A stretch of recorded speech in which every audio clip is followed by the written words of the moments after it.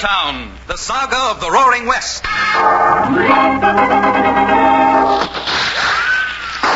Frontier Town.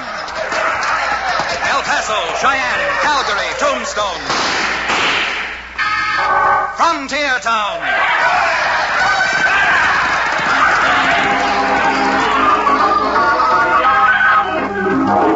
Here is the adventurous story of the early West, the tamed and the untamed. From the Pecos to Powder River, Dodge City to Poker Flat. These are the towns they fought to live in and lived to fight for. Teeming crucibles of pioneer freedom. Frontier Town!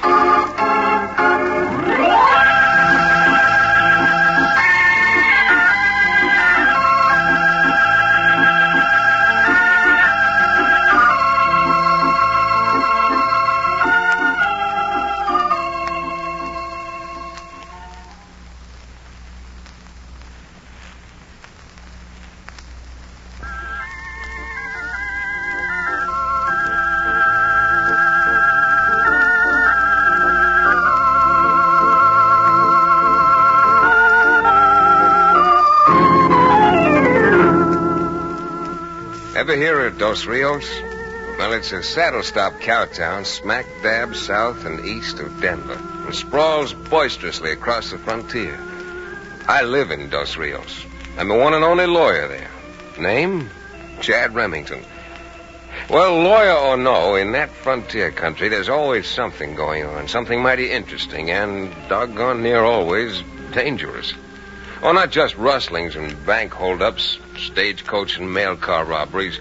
Part of the time, our troubles come from what we lawyers might call our duly elected officers. Now, just a few weeks back, over in another little frontier town called... Here I am getting ahead of myself, and I guess I better be starting from the beginning. But after all that had been happening, I decided to take a day off. Get the judge's daughter, Libby, to pack some sandwiches and ride out to the Painted Rimrock country with me. Well, we'd had a nice ride, a good lunch, and Libby and I we were talking things over. I don't know about June, Chad. It's so soon. Well, doggone it, Libby. With me, it's the sooner the better. It isn't as if this is going to come as a surprise to your father, and I... Uh-oh. Now, look who's coming. Wait. Who is that, Chad? Is it Cherokee? It's the O'Bannon himself, in the flesh. And it's just gold pieces to gopher holes. He's not out riding just to exercise one of those horses from his livery stable. Now, wait a minute. Hey, Cherokee, over here. He sees us. What do you think he wants? I sure don't know. I paid him 2 months in advance for that office I ran from him up over his stable. Easy there, Gladys. Whoa! I knew I'd find you two lolling in some romantic dell. Hold it, girl. Well, if you knew it, did you have to come out to prove it? Having two people the right to commune with nature? My dear Miss Libby, you can continue communing with nature, because if I say so myself, I am one of nature's noblemen. Yes, indeed. Oh, go on. Mother Nature probably ran you out of the house years ago for peddling that rattlesnake oil of yours. Now, what's up, Cherokee? Why'd you come out here heels over leather? Because, my cherubic counselor, a telegram arrived for you. Oh?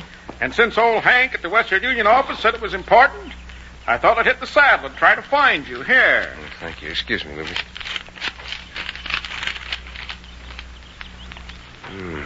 Well, this doesn't sound so good. What doesn't sound so good? What does the telegram say? Oh, I don't know if you remember Bill McCarty over at Medicine Creek. I'm sure your father does. McCarty?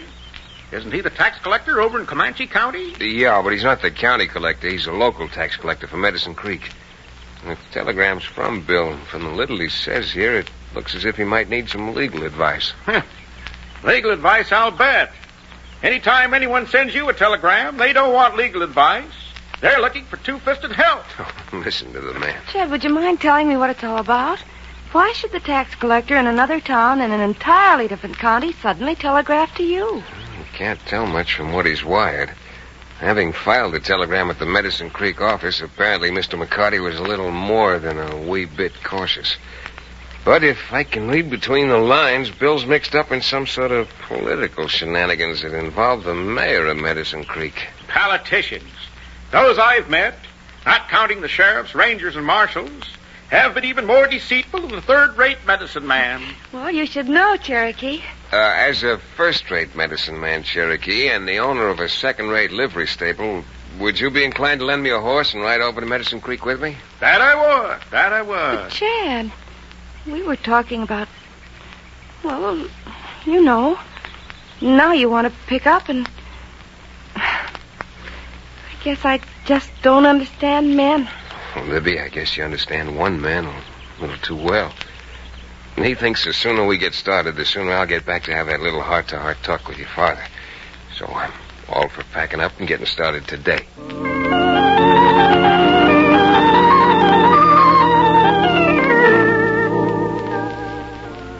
Well, sir, as it turned out, it was a good thing I didn't postpone my trip.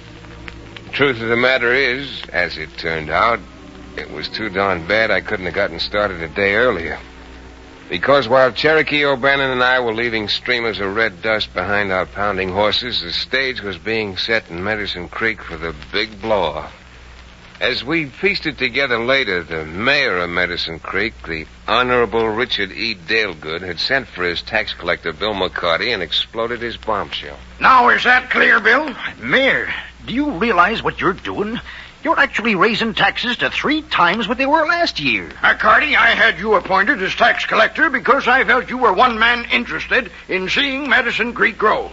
Man alive, that takes money. Of course it takes money, but tripling the taxes isn't going to raise money. All it'll raise is trouble, maybe killings. You know what a bad season the cattlemen have had. McCarty, either you collect those taxes or I'll have you impeached for malfeasance in office. Impeach and be hanged. Go on, haul me into court. But I think when you realize what I'll tell that jury, it'll be you they'll impeach and not me. There are a few other things I could tell a jury. Things like who killed Ralph Osborne. Huh? You know blame well I didn't kill Ralph. Do I? Well, I'm afraid any story I'd tell a jury would be thoroughly convincing. You'd better be leaving, McCarty. And if you come back without the tax money, the mystery of who gunned down Ralph Osborne will be finally cleared up. Why, you... Good morning, Mr. Mayor, and goodbye. Well. I wonder who I can appoint tax collector after your funeral, McCarty. Somebody who'd at least appreciate the way we'd... Crone, what are you doing in my office? Well, Mr. Mayor, you handled our tax collector very nicely. Confound it, Crone, I don't like you sneaking in my office through the back door. Well, I'll tell you, Your Honor, I saw McCarty go into the Western Union office this morning and send a telegram. Then when I saw him heading for your office, I just thought I'd come in through the back and listen to what he had to say. Well, I told you what would happen. You heard McCarty. He refuses to go through with it. Yeah, I heard him. I heard you, too. Heard me? What do you mean? How far do you think we'd get accusing McCarty of bushwhacking Ralph Osborne? I'm afraid, Mr. Mayor, that you're foolish enough to have faith in human nature. Huh? If a jury really started to investigate Ralph's death, it might be me they'd build a scaffold for. And if they build it for me, my friend, they'd build another alongside of it. For you. I knew I should never let you jockey me into a spot. Now, if McCarty talks to the ranchers and advises them not to pay the new taxes, everything I've spent 2.5 years working for will be blown away like so much tumbleweed. Your Honor, you're absolutely right. But I have a feeling that Medicine Creek is badly in need of a municipal reorganization. And to start with, you'd better appoint a man to replace our tax collector. For Pete's sake, Crone, don't you even think?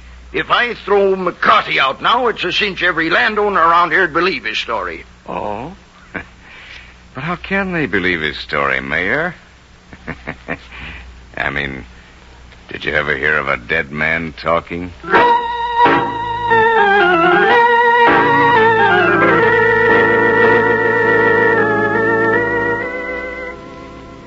Oh, now, don't you go to any trouble, Mrs. McCarty. Cherokee and I can wait until Bill gets home. We're not that hungry. Well, then, Mr. Remington, can I fix you something to drink? Mrs. McCarty, you are a woman of rare and little found perspicacity. What would you like?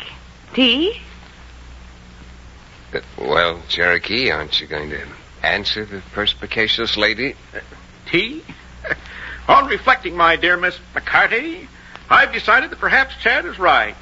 I think it might be best if we wait until Mr. McCarty returns home. Yes, I do. Well, you're not going to have long to wait, you see.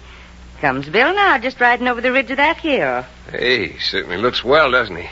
He looks well enough, considering, but all this grief the mayor's been giving Bill has certainly done him. Billy Blue Blazes, Chad. Did you hear those shots? I sure did, Cherokee. Come on, Bill McCarty's been blasted plumb out of his saddle.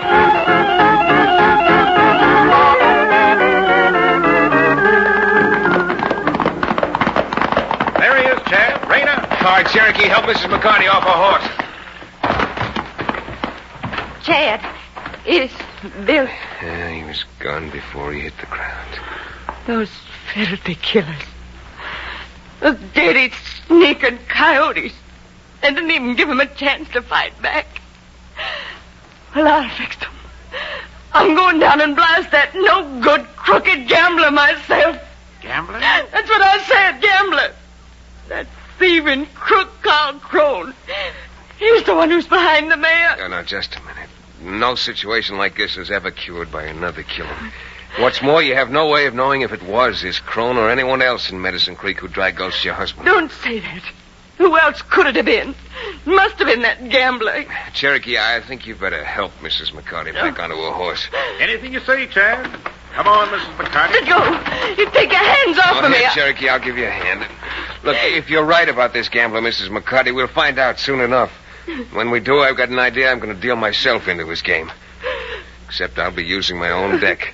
Every card marked with a cross we can put on his grave up on Boot Hill.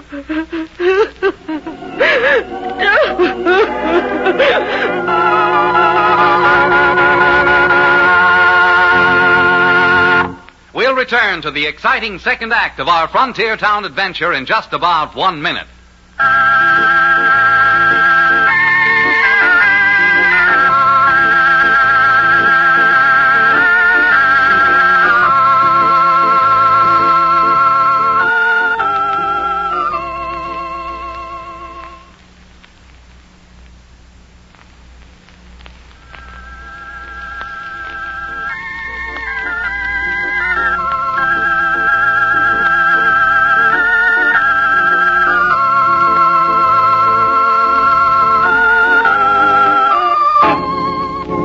And now, Frontier Town.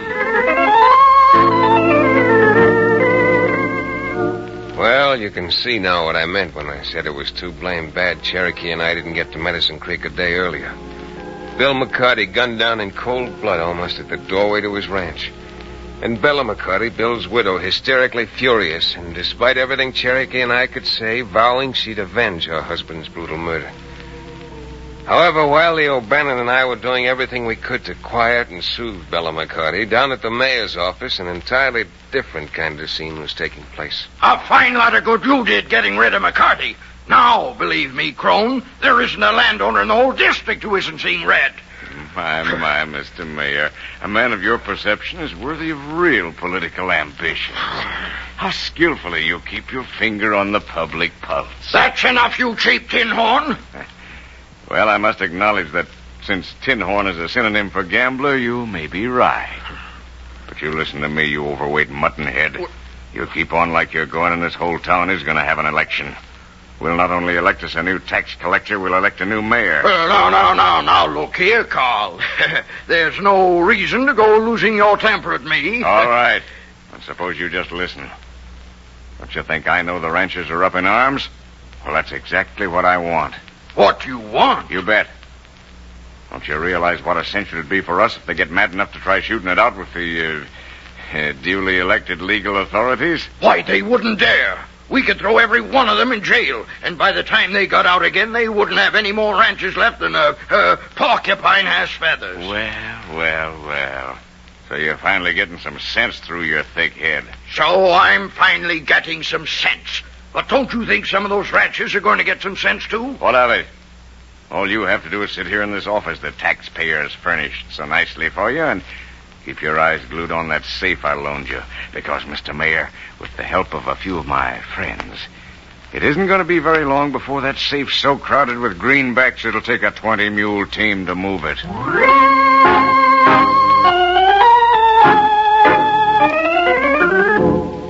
Certainly Crone knew what he was talking about.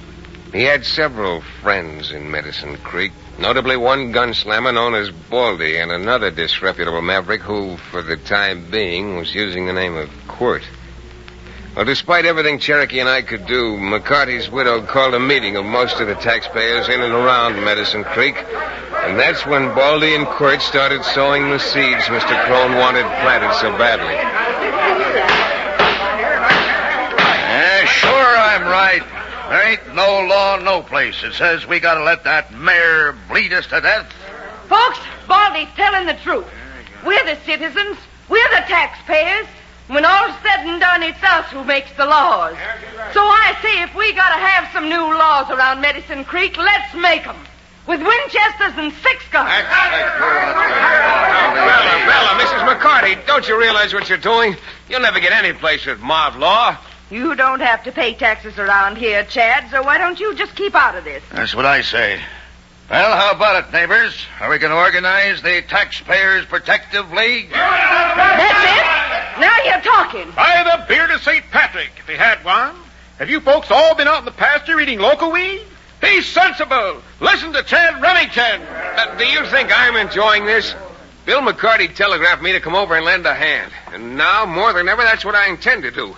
If there's something wrong with the tax rates, you've got courts over here that... Mr. Big Brain, you keep out of this. Yeah, keep out of this, and maybe you'd better keep out of Medicine Creek altogether. If you consider that an order, Baldy, I'm not in the habit of taking orders. Particularly from someone who'd incite a group of people to break the law. A man who'd do that probably is a lawbreaker at heart. Why, you big mouth bag of wind... I'll show you if I can give orders and make them stick. Solar plexus, Chad, the solar plexus. That's the one. All right, now, won't you folks quiet down? Well, won't you listen to some sense, please? There. Now, I've got just one thing to say. I'll grant the taxes have been assessed. But you still have 10 days in which to pay them. I believe this whole matter can be settled legally. And with 10 days left, will you give me just 2 days to see what I can do before you all run the risk of committing suicide? Okay. That's all I want, just a chance. A chance to save the other women in Medicine Creek from joining Mrs. McCarty in wearing mourning.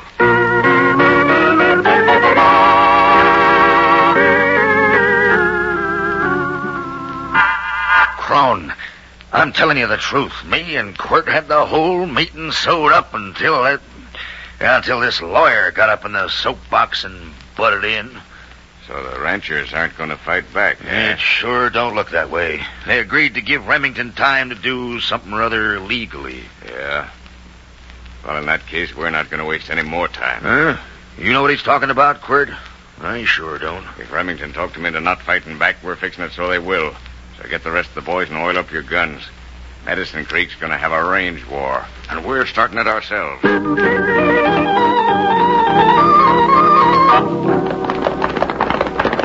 on them horses, boys. Don't let them critters get away.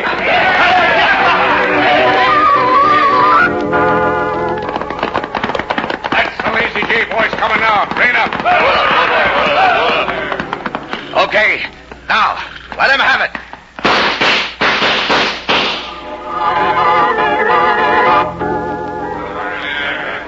You got the powder set, Baldy? All set, boss, and the fuse is lit. Okay, then, let's get out of here.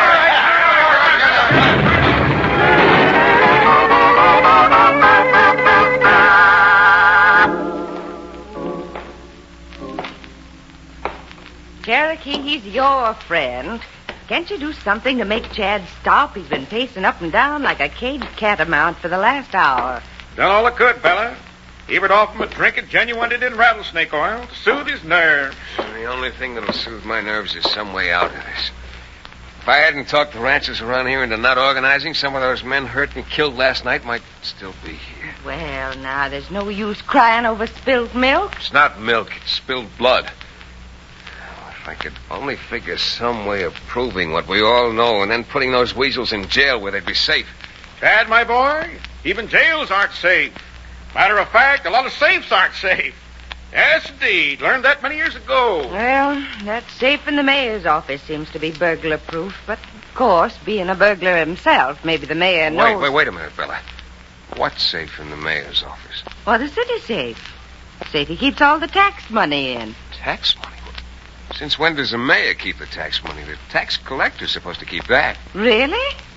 Well, Bill always paid the tax money over to the mayor, who took charge of it. Well, now, maybe the knob on that safe has the combination to a jail cell in addition to this safe. Jail cell? Now, what earthly connection has a jail cell got to do with the combination to the safe? I got a hunch it has plenty to do with it. And look, if you and Bella will string along with me and pay a call on His Honor the Mayor, there's a little bug I'd like you to put in his ear. Well, Chad, I'll do anything to help, but this doesn't even make sense. Bug in his ear. Yeah, and what's more, if Mrs. McCarty and I go pay a call to the mayor, why can't you come with us and place the insect in the proper orifice yourself? Because I'm going down and make a call of my own. I'm going to call Crone's gambling house. You mean you're going to go down there and risk some of your hard-earned capital? Play faro or something? Well, I am going to make a bet. A mythical bet. And after I make it, then I'll be able to find out if Crone's number comes up or mine.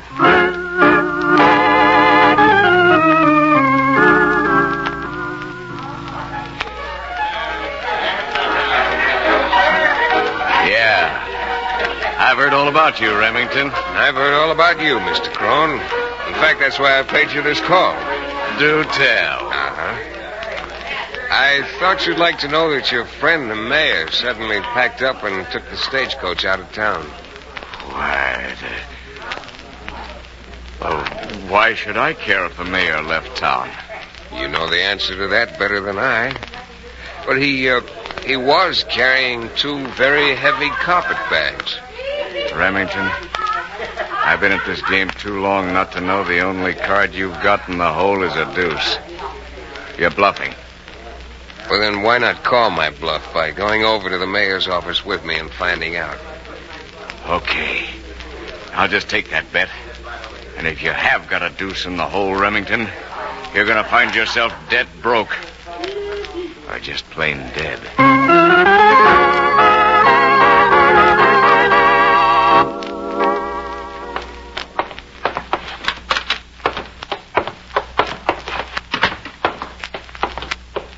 Well, Crone, the mayor isn't here, is he? Maybe he's home. And maybe he's halfway to the border now with all the money you 2 kept in that little tin safe. You budge from there, Remington, and you're a goner. I'm going to call your bluff by opening that safe myself. You know, Crone, I'm wondering how you happen to know the combination to the mayor's safe. Keep on wondering, Remington. Why, you double-crossing liar. Every penny's in here.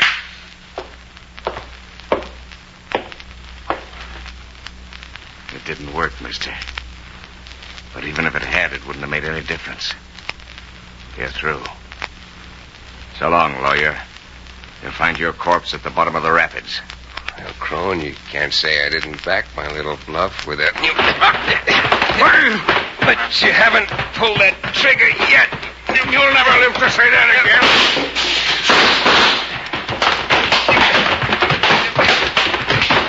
For a moment, Crone, I thought my last chip was down. Hey, Cherokee! Bella! Get in here! Here we are, Chad. We've got the mayor with us. All right, Mr. Mayor. Get over there. Why, this is an outrage. Kidnapping the mayor. I'll have you all jailed for this. You will, Your Honor? When are you going to do that? 30 years from now when you get out yourself?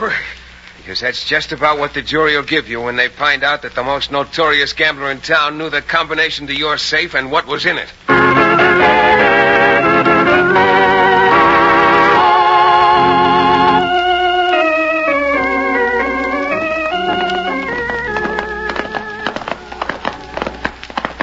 Chad, I hope I don't sound repetitious, but I want to compliment you again for that lovely little trick you pulled on the mayor and Carl Crone. Oh, it's just little everyday psychology. man who makes his living by chicanery generally is easy prey for chicanery. Well, for instance, take you. You made your living peddling that rattlesnake oil. Now you spend most every nickel you make buying some other kind of liquid poison. Oh, is that so? Well, my barnyard Blackstone, I want you to know that I didn't always make my living vending patent medicine. Oh, no? How siree. In my younger days, I was a stagecoach driver. You don't say. In fact, I was the best-known stagecoach driver in all Wyoming. I drove a stagecoach with only 2 wheels. What, only 2 wheels? What held it up? Bandits! Oh, Cherokee, just for that, you're going to eat my dust. Come on, get up there, boy. Get running.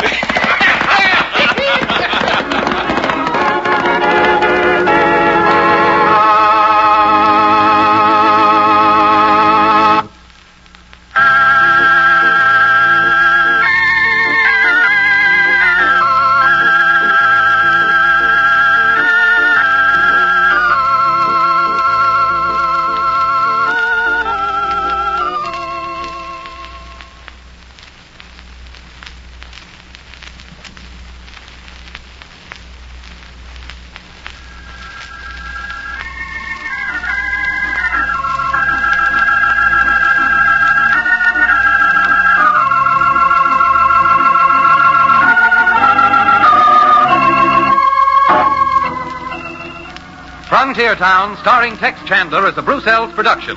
Story and supervision by Joel Murcott. Direction by Paul Franklin. Music written and played by Ivan Ditmars. Be sure to be with us again, same time next week, for another fine action-adventure story with your favorite young Western star, Tex Chandler. This is Bill Foreman telling you that Frontier Town came to you from Hollywood.